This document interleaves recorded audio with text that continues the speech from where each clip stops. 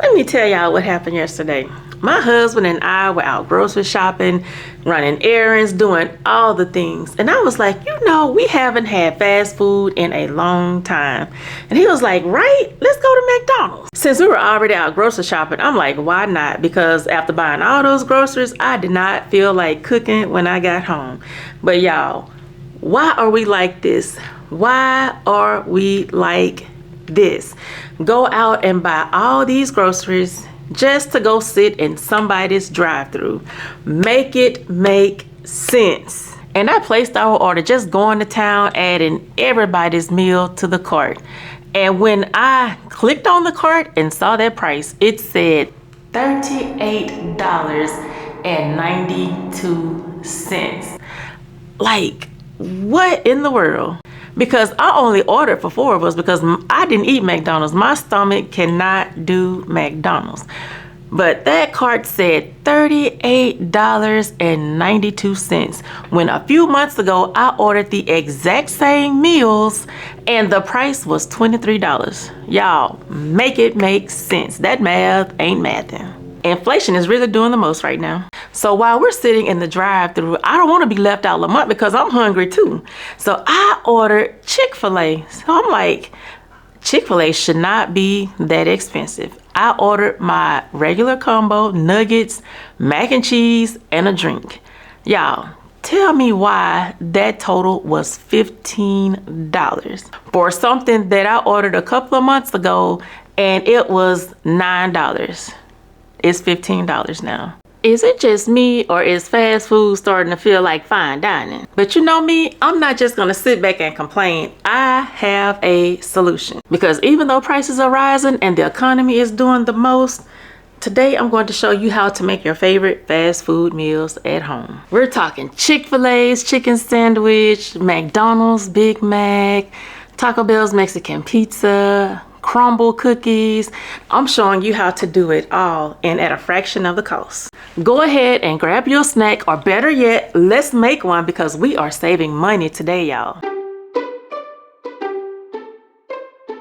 Let me show you how I make this flavorful, juicy, knockoff Chick-fil-A chicken sandwich right at home. Because my goal is to help you save money wherever I can. Now, this is everything you'll need to make this chicken sandwich. You're gonna need some black pepper, salt, chili powder, smoked paprika. You're gonna need some baking powder, powdered sugar, pickle juice, milk, flour, brioche buns, pepper jack cheese, American cheese, some chicken breast, or you can use boneless thighs, and 1 egg. I know it does sound like a lot, but honestly, you probably have most of these ingredients in your pantry or fridge right now. First, I'm going to marinate my freshly washed chicken in a 1/2 cup of pickle juice and a 1/4 cup of water. Now listen, this step is a game changer. Don't skip out on the pickle juice because what it does is it makes your chicken super juicy and tender. Now, some people may use buttermilk instead, that'll work. But today we're going with the Chick-fil-A inspiration and we're using pickle juice. Once I get all the chicken in the Ziploc bag, I press out as much air as I can. While that chicken is marinating in the fridge, I'm going to move on to my dry ingredients. So in a bowl, I'm adding 1 teaspoon of black pepper, a 1/2 teaspoon of salt, a 1/2 teaspoon of chili powder, a 1/2 teaspoon of smoked paprika, 3 tablespoons of powdered sugar, a 1/2 teaspoon of baking powder, and 1 cup of flour. And I'm whisking all of these ingredients together so that it blends well. You don't want salty and sweet spots everywhere. Everything needs to be evenly distributed. Now, real quick, let me share a tip. I like to pre-measure everything before I start cooking. It just keeps me organized and helps the whole process flow better. That way, I'm not running around mid-recipe like, where is the paprika or where is the salt? I have everything already pre-measured out in front of me, and it makes cooking so much easier. Now we are ready to coat. Take a piece of chicken out of the marinade, dip it into the egg and milk mixture, let the excess drip off, and then coat it in the seasoned flour. Now don't rush this part because we want to make sure that every crevice in that chicken has flour in it. Now here's the secret to that ultra crispy Chick-fil-A texture. We are going to double dip. We're going to dip it back into the egg and milk, then right back into the seasoned flour. That second second coating is going to give you that golden crunch that Chick-fil-A is known for. After coating each piece of chicken, we're going to place it onto a baking rack and let it rest. This helps the coating set a bit so it doesn't fall off when you fry it. So at this point, your oil should be hot and ready. I'm only frying 2 pieces at a time, and that's on purpose. I don't want to crowd the pan because y'all know what happens when you crowd the pan. The oil temp will drop and you will end up with soggy chicken. Now we don't want any soggy chicken. So we're gonna fry each piece until it's golden brown and crispy on the outside. Just look at that golden deliciousness. We did that. Now let me break down what I actually spent. I picked these thin sliced chicken breasts up from Aldi, and back when I bought these, they were $3.89 a pack. And each pack had 3 pieces of chicken in it. The brioche buns were $3.59. And the pepper jack cheese was only $1.99. Everything else like the flour, powdered sugar, eggs, seasonings, milk, baking powder, pickles, American cheese, yeah, all of that. I had that at home already, so I didn't count that in the total. And if you don't already have those things, your price might be a little higher, but honestly, the whole goal here is to use what you already have and just build from there. Now here's how I made this meal stretch. I sliced those chicken breasts in half and ended up with 18 pieces of chicken. 18, y'all. That means not only did we get sandwiches, but I've got enough chicken left over for another full meal. That is a win in my book. So let's do the math real quick. Everything I bought came to $17.25, and I made 6 chicken sandwiches with that. So each sandwich was just $2.87. Now compare that to Chick-fil-A's, where just one sandwich is $5.69. That's a savings of $2.82 per sandwich. And for my family of 5, that's a total savings of $14.10 just from one meal. And that's not including the leftover chicken that I have to make another meal. So yeah, we are making fast food favorites at home and saving money at the same time.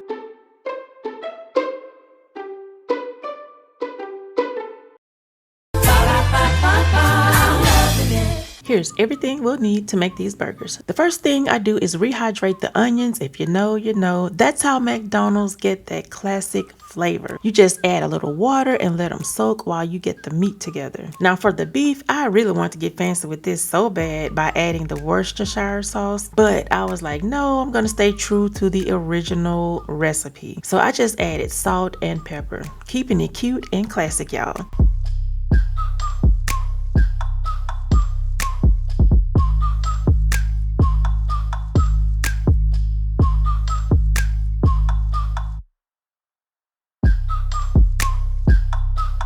After that, I roll the meat into little balls. That way I know exactly how many patties I need to make, because it's nothing worse than running out of meat halfway through cooking. What do you normally order when you go to McDonald's? My husband been talking about that Angel Reese burger since it dropped. My boys love double cheeseburgers, and my daughter, she does not eat beef at all. So we always get her chicken nuggets every time we order at McDonald's. So now I'm just flattening the patties using parchment paper so they don't stick. Big Mac patties are thin and wide. This is where I add my little twist, bacon grease. That is my secret. I fry patties in a little leftover bacon grease, and that hickory flavor, y'all.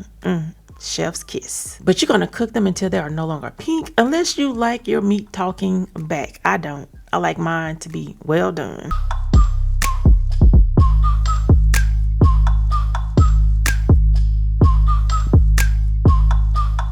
While the meat is still hot, I'll add a slice of American cheese to melt on top. We do this for all of the patties. Now it's time to toast the buns. I like to lightly butter my buns until they are golden brown. Don't skip this part. It really makes a difference with your buns.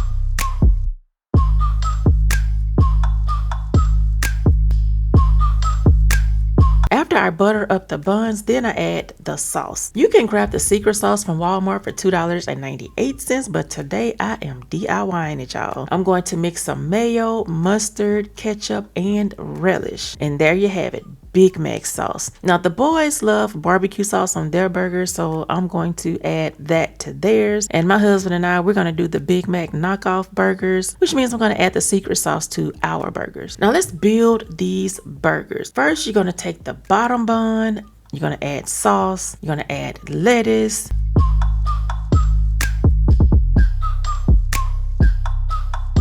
And then you're going to add the cheese and meat patty. Then we're going to add that middle bun. Add more sauce, lettuce, pickles, and a few of those rehydrated onions. And then last but not least, we're going to add that top bun. But before we add it, we're going to put some sauce on it. And y'all, when I tell you it tastes just like the real thing, but better, because I made it with love. That's why it tastes better. But that, and plus I know what ingredients is going in it, and it's not mystery meat. The only ingredients I had to buy was sesame seed brioche buns, beef, lettuce, and sliced cheese. Everything else I had at home. The beef was $4.24 each. The brioche buns were $3.59. The cheese was $1.89, and the lettuce was $1.97. So altogether, these burgers are going to cost $3.98 each. Now, one Big Mac alone costs $5.09. That's a $1.11 difference. Not much, but still savings. Every little bit counts. If your spouse or kids are anything like mine and obsessed with Taco Bell Mexican pizza, then this right here is going to be your best friend in the kitchen. The best part, you can tweak it however you like. Extra cheese, no olives, double the meat, whatever your heart desires. So here's what you'll need. Taco Bell sauce, Taco Bell seasoning mix, shredded cheese, green onions, ground beef, tortillas, refried beans, and black olives. I'm heating up a little olive oil to cook my ground beef. You can use any oil you've got. I'm using my meat masher to mash the meat, and this is one kitchen tool that makes me feel like a real chef, even though I'm not. If you don't have one, a good old spatula would do just fine. The goal is to break the meat down so it's super fine. Once that's looking right, I'm adding my Taco Bell seasoning packet and about 3/4 cups of water. So now I'm adding a little vegetable oil to a pan to fry up these corn tortillas. Now, corn tortillas can be a little fragile, so this step helps give them a nice crisp edge and keeps them from falling apart when you try to layer everything. If you don't want to fry it, you can also lightly brush it with oil and then toast it in the oven or even use an air fryer. But we just don't want them to be too crunchy though, because they do have to go into the oven to finish baking. Y'all, my kitchen is smelling so good right now. I almost forgot we were doing this on a budget. So the other day, y'all, my husband was like, I'm craving a Mexican pizza. And I looked at him like, you mean that $6 pizza that's mostly tortilla and cheese? I know I can do way better than that. But instead of going out, I decided to make it myself. I already had everything at home that I needed except for like the beef, green onions, and the refried beans. But let me tell you, my version hits way better than Taco Bell. So now for the fun part, assembling the Mexican pizza. So we're going to start by spreading some refried beans on the bottom of the tortilla. It's so much easier if you warm your refried beans up first because it slides on like butter. Next, you're going to pile on your seasoned beef and then top it with another tortilla and drizzle on that Taco Bell sauce. I used the leftover taco packets in my drawer because I did not have any Taco Bell sauce at all. So that came in handy. Now hit it with a generous layer of shredded cheese. Now if you love cheese, just go wild on this part.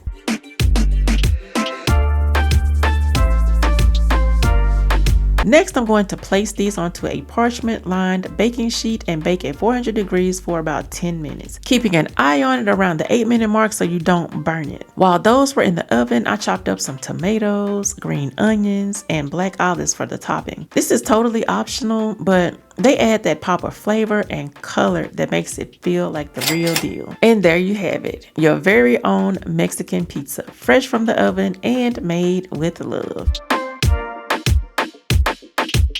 Sweet.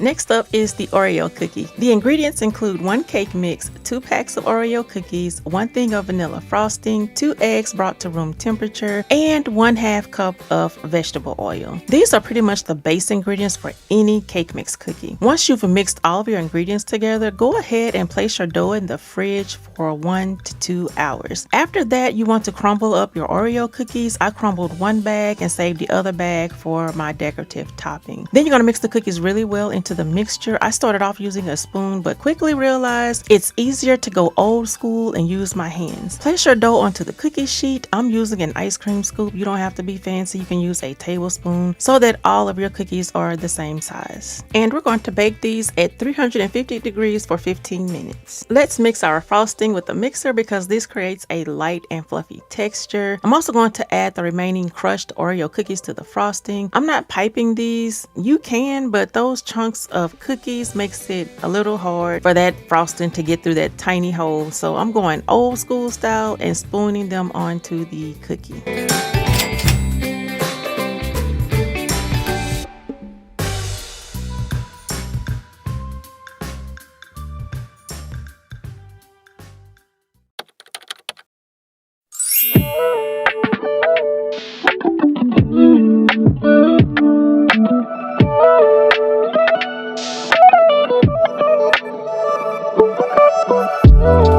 Next up is the pumpkin spice cookies. For this, you'll need 2 bags of the sugar cookie mix, 6 tablespoons of butter, a half cup of pumpkin puree. My Dollar Tree didn't have any in stock, so I paid a few cents extra and grabbed a can at Aldi. 1 teaspoon of pumpkin spice and 1 egg. My egg and butter have both been brought to room temperature. Right now, I'm just taking all of the moisture out of the pumpkin puree because what we don't want is a soggy cookie. This is what your pumpkin puree should look like. I went through about 6 paper towels. So now I'm just whipping up my butter really well. It helps a lot when it has been brought to room temperature. Then I'm going to add my egg and pumpkin puree and continue mixing.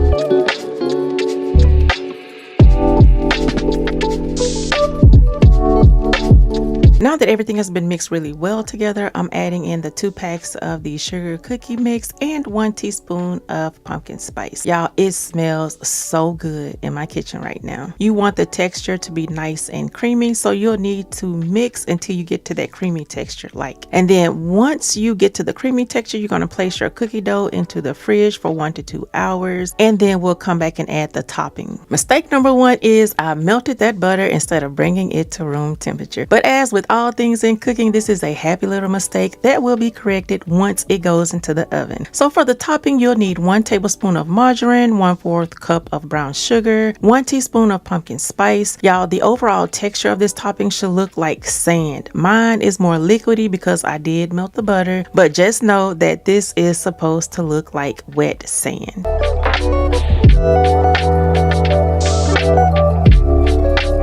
Once you get your topping mixed, then you're just going to place it over all of your cookies. Place it in the oven at 350 degrees for 14 minutes. You can look at these cookies and tell how soft and fluffy they are. So now we're going to fluff the frosting, and we do this by mixing it with a mixer. You want your cookies to cool completely before adding the frosting. Otherwise, it will just melt as soon as you put it on there. I'm using a regular cup and a Ziploc bag to pipe the pumpkin spice cookies.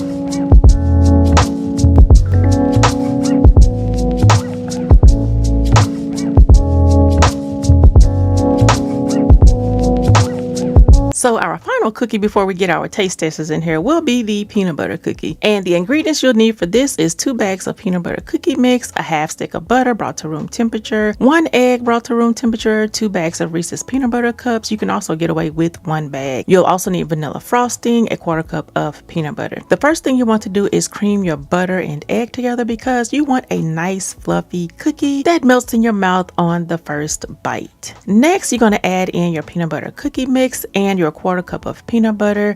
I used honey roasted because that is our favorite flavor of peanut butter. And then next you are going to mix all of those ingredients together. It's going to look like wet sand at first, but you're going to keep mixing until you get a nice creamy texture.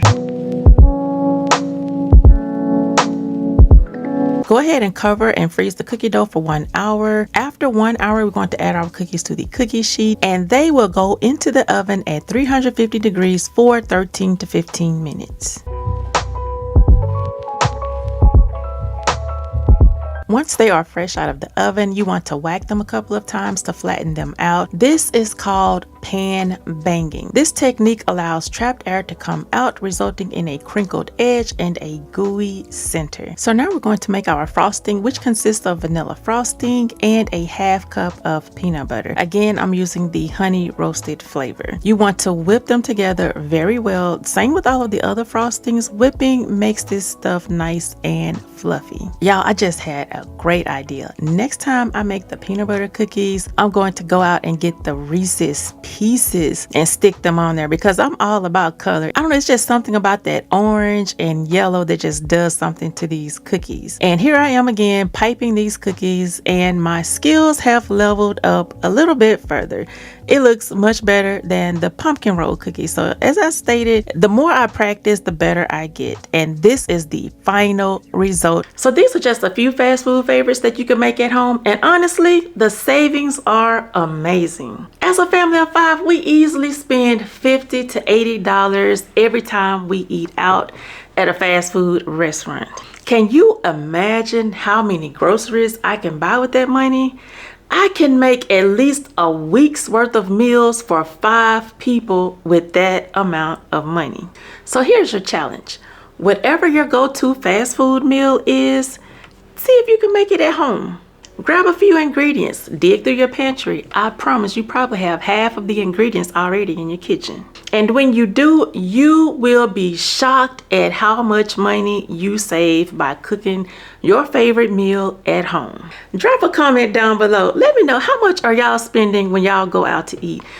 I'm curious because I know we can't be the only ones spending this much money every time we want to go to a fast food restaurant. And if you are serious about cutting your grocery bill in half, go ahead and click the video on the screen where I cover tips and tricks on how to save money at the grocery store, because the way this economy is going, we are going to need as many tips as we can get in order to save money. As always, I love each and every one of you. Take care, stay safe, and I will see you in the next video. Talk to you later. Bye.